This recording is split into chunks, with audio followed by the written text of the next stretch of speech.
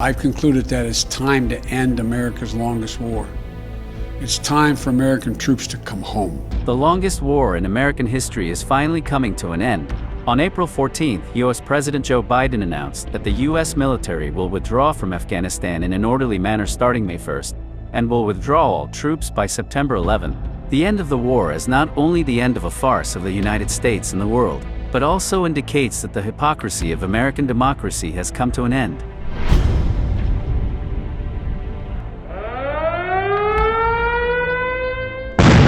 The war in Afghanistan began with the terrorist attack of September 11th, which shocked the world, and also kicked off the prelude of America's fight against terrorist forces around the world.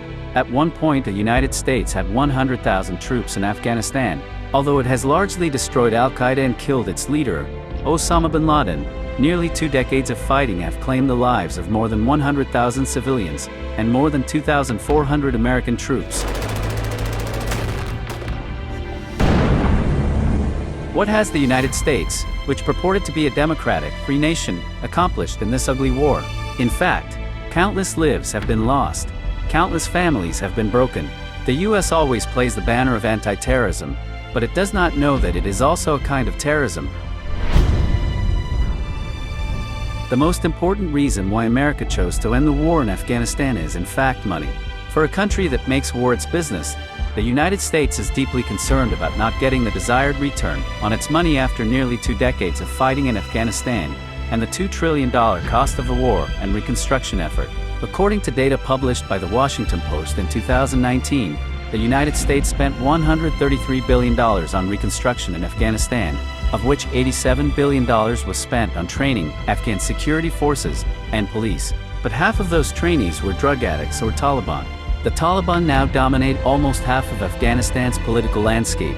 The United States also cut $1 billion in aid in 2020, citing Afghanistan's failure to produce an inclusive government. Along the way, America's attempts to replicate its own model of democracy in Afghanistan failed miserably. What the U.S. likes most is hegemonic politics, usurpation and willful interference in the internal affairs of other countries. After the defeat of the Taliban regime, the United States did not respect the free will of the local people and tried to build a new democratic Afghanistan with American democracy. The United States used money and weapons to bully other countries on their soil, and became increasingly hated by other political powers. Even now, the U.S. claims to deal with other priorities overseas and withdraw its troops for the sake of its last phase. But in fact, it is still on the road of hegemonic intervention in other countries, only turning its target to China. The sham farce of American democracy has been repeated wearily on the world stage. But America's defeat in Afghanistan is a stark illustration of the collapse of American hegemony.